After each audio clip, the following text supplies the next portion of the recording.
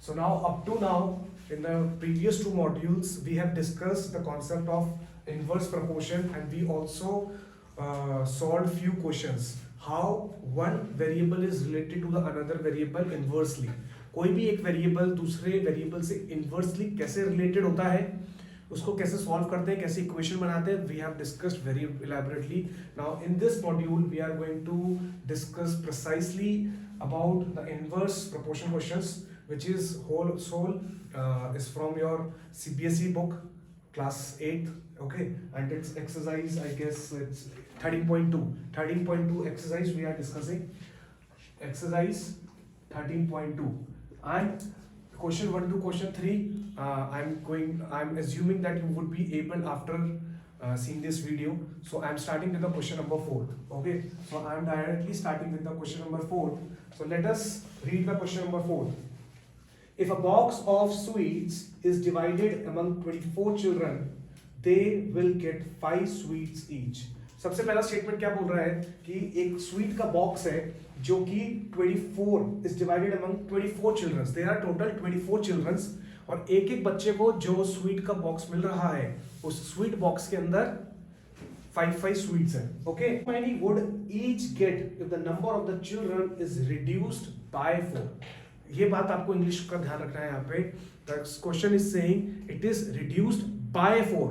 ये नहीं बोल रहा it is reduced to 4. फर्क है, ठीक है. सबसे पहले हम लोग एक स्टेटमेंट लिख लेते हैं 24 चिल्ड्रंस. सबसे पहले हम लोग क्या लिखते हैं कि जो 24 चिल्ड्रंस हैं, 24 children, they are getting 5 sweets in a box, in each box. Okay, each child is getting 5 sweets in one box. This is the first sentence. Question को पढ़ो और उसको डिकोड करके मैथ्स की लैंग्वेज में लिख दो, ठीक है. अब वो कह रहा है कि चिल्ड्रन को हमने रिड्यूस किया by 4. That means how many children? 24 minus 4. Very good. तो अगर मैं बोलता हूँ 20 चिल्ड्रन हो गए. अब एक बात बताओ मुझे, सिंपल सी बात है. देखो सोचना कैसे है. सबसे इंपॉर्टेंट ये है कि आपको ये डिसाइड करना आना चाहिए कि जो गिवन क्वेश्चन है, अच्छा क्लियर आ रहा है विजन? Yes sir. जो गिवन क्वेश्चन है वो डायरेक्ट है या इनवर्स है, ये कैसे डिसाइड करोगे? अब देखो एक बात बताओ मुझे, नंबर ऑफ स्वीट्स जो आई थी वो फिक्स थी. हाँ. मैं लाया था पहले 24 बच्चों के हिसाब से लेकर आया था. एक बच्चे के पास 5 जा रही है तो 24 डब्बे अगर तैयार हो रहे हैं तो 5 4 25 120 स्वीट्स हो गई. 120 स्वीट्स मैं लेकर आया हूँ. पर अब ऐसा कुछ हुआ जिसमें मुझे पता चलता है कि 20 चिल्ड्रन ही है, पर मेरे को जो कंजप्शन करना है वो तो 120 स्वीट्स का करना है, नहीं तो वो खत्म हो जाएगी. हम लोग क्या सोचते हैं? यस, तो हम लोग क्या सोचते हैं कि एक स्वीट या दो स्वीट्स हर डब्बे में बढ़ा देते हैं जिससे कि वेस्ट ना जाए. ऐसी तो करते हैं हम कि यार जने अगर कम है, खाना ज्यादा है तो और ज्यादा खाना दे दो, और अगर ज्यादा जने हैं, कम खाना है तो सबकी में से एक रोटी कम कर दो. This is how we think. बस तो एक चीज हमको दिख रही है कि जैसी चिल्ड्रन कम हुए, स्वीट्स की क्वांटिटी हमको क्या करनी पड़ेगी? बढ़ानी पड़ेगी. क्या करनी पड़ेगी? बढ़ानी पड़ेगी. So let us suppose this is x sweets. मुझे नहीं पता कि ये कितनी स्वीट्स होंगी, तो मुझे ये बात पता चल गई कि जब मैंने चिल्ड्रन को रिड्यूस किया तो मुझे स्वीट्स को बढ़ाना पड़ेगा. So this is a proper case of inverse proportion. This is a proper case of inverse proportion. तो इनवर्स प्रोपोर्शन में एक रूल होता है, जैसे कि हमने प्रीवियस मॉड्यूल में देखा था कि जब भी x और y की क्वांटिटी देता था, लेट अस सपोज इस तरीके से कुछ देता था वो, x y a b c d, तो हम लोग क्या करते थे? a b equal to constant, c d equal to constant. That means we are doing x into y. That means we are doing x into y. सही है ना बात? Yes sir. इसी तरीके से यहाँ पे हम लोग क्या करेंगे, ये मेरा x हो जाएगा और ये मेरा y हो जाएगा. एक मिनट क्वेश्चन प्लीज, एक मिनट. ओके, सो ये टेबल आप लोगों को याद होगी कि हमने inverse trigonometry,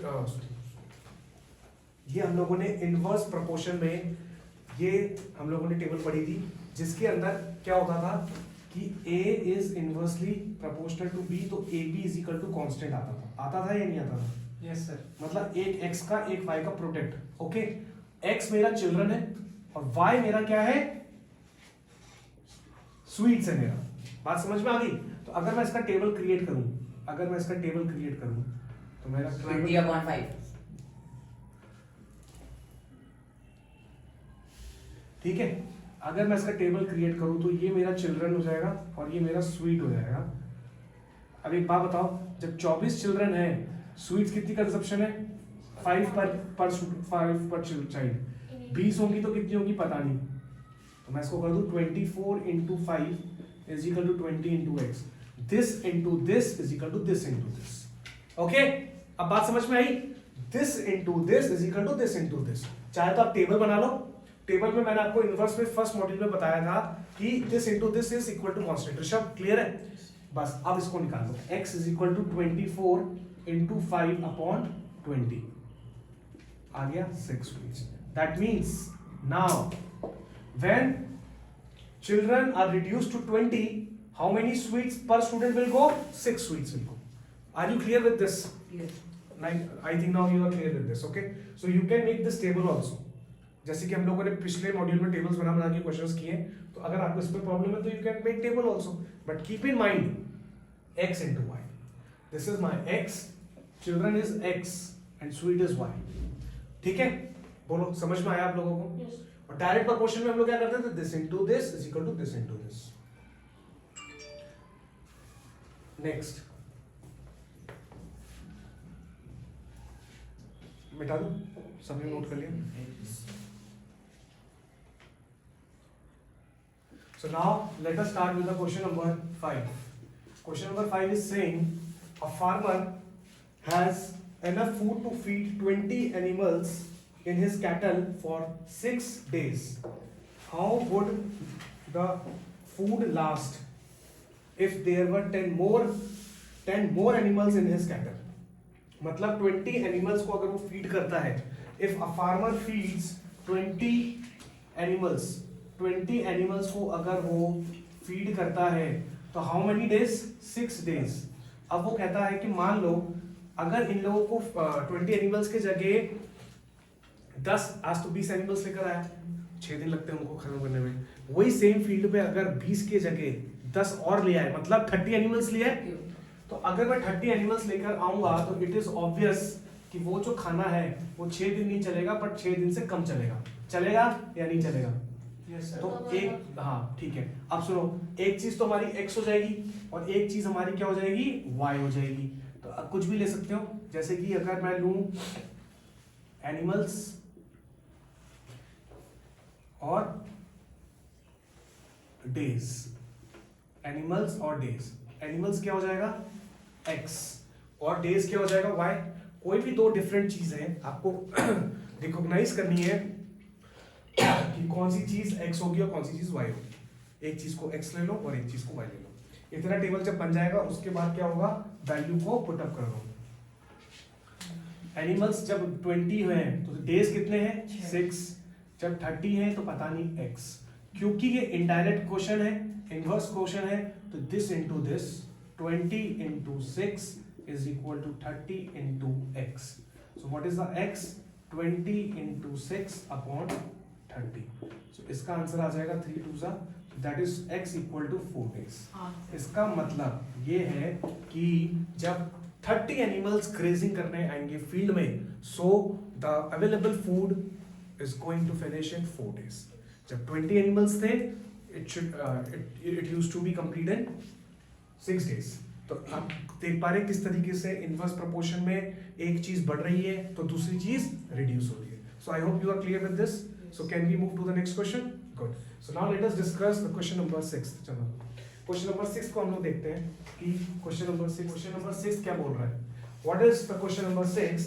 a contractor estimates that 3% could rewire Jaswinder house. Jaswinder का एक हाउस है, अगर 3% को मैं लगाता हूं, 3 लोग अगर आते हैं उसको रीवायर करने को हाउस में, तो कितने दिन लगाते हैं? 4 days. But if he uses 4% instead of 3, how long should they take to complete the job? I don't know the answer. Let us follow the procedure, let us follow the steps and figure out the answer. Okay, सबसे पहले मैं क्या लिखूंगा कि जो जसविंदर का house है उसमें 3% अगर होते हैं तो 4 दिन लगते हैं. अगर मैं 3% को अपॉइंट करता हूं तो कितने दिन लगते हैं? 4 days लगते हैं टू रीवायर. ओके, इतना सा लिख दो जिससे थोड़ा सा सॉल्यूशन में दम आ जाए कि भाई हम सॉल्यूशन की किस चीज की हम लोग बात कर रहे हैं. ओके, अब अगर वो 3% के जगह 4% को करता है तो कितने दिन लगते हैं? मुझे नहीं पता. सो नहीं पता तो मैथमेटिक्स का सबसे इंपॉर्टेंट रूल है, उसको मान लो x days. क्या मान लो? x days. Now you can construct the table को हम लोग कैसे बनाएंगे देखते हैं. It will be a person and days. It will be between the person and days. तो मैं यहाँ पे लिख देता हूँ person और यहाँ पे मैं लिख देता हूँ days. ठीक है. तो अगर 3 पर्सन होते हैं तो कितने दिन लगते हैं यार? 4 सर यस और 4 पर्सन होते हैं तो मुझे नहीं पता x days. ठीक है. अब वापस से क्योंकि ये इनडायरेक्ट प्रोपोर्शन है, ऑब्वियसली ज्यादा जने होंगे तो रीवायरिंग के लिए कम डेज लगेंगे मोए. सो हम लोग क्या करेंगे, इन दोनों को मल्टीप्लाई कर देंगे. 3 into 4 is equal to 4 into x. This is a fix procedure. 4 cancel हो गए तो x equal to 3 days.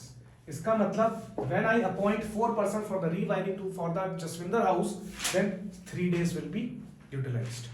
तन्मय समझ में आ रहा है? Eklavya, are you getting the questions? Good. Now let us proceed to the question number 7. Question number 7 is saying a batch of bottles were packed. A batch of bottles were packed in 25 boxes with 12 bottles in each box. 25 boxes है. कितने हैं? ठीक है.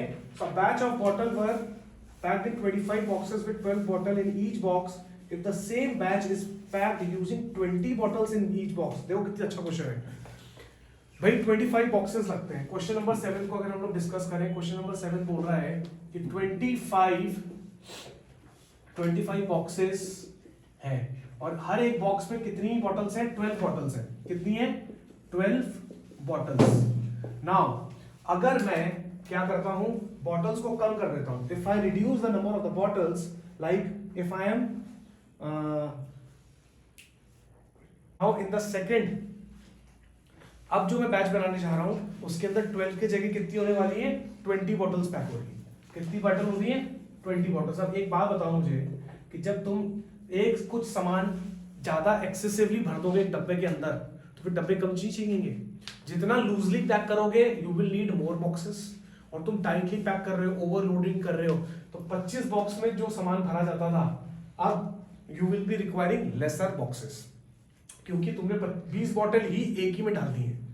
You are putting 20 bottles in one box. तो कितनी box चाहिए मुझे नहीं पता. So answer is x boxes चाहिए मुझे. वापस से मैं एक डब्बा बनाऊंगा. I will make this construction. इसको मैं डिवीजन करूंगा and I am going to write boxes and bottles. तो अगर जब मेरे 25 बॉक्सेस होती थी तो बॉटल्स कितनी चाहिए होती थी? 12. 20 बॉटल होंगी तो कितनी चाहिए मुझे बॉक्सेस? x. तो ये it is a case of inverse proportion. This is a case of inverse proportion. So inverse proportion says this into this, 25 into 12 is equal to x into 20. So what is the value of x? 25 into 12 upon 20. 5 5s are 25, 5 4s are 4 3s are. So answer आपका आ गया x equal to 15 boxes. That means now if I start putting 20 bottles in one box, then I would be requiring 15 box. Otherwise, initially मुझे 25 box लगते थे, but अब मुझे कितने boxes लगेंगे? 15 boxes. So I hope you are clear with the question number 7 also. So till now in this lecture we have discussed 4 questions, question number 4 to question number 7. And I hope you are clear with these questions and you are much more clear now with the concept of the inverse proportion. And अब आपका शायद fear खत्म हो गया होगा for the inverse proportion. It is one of the easy concept if you have paid 70% attention also. अगर 70% आपका दिमाग यहाँ पर है तब भी आपको ये चैप्टर एक्सरसाइज समझ में आ गया होगा. समझ में आ रहा है? So now in the next lecture we are going to complete this exercise. So if you want to watch more questions of this exercise, you have to just do one thing: subscribe my channel and forward this link to your friends so that they can also take the advantage of this video. Thank you so much. Panic.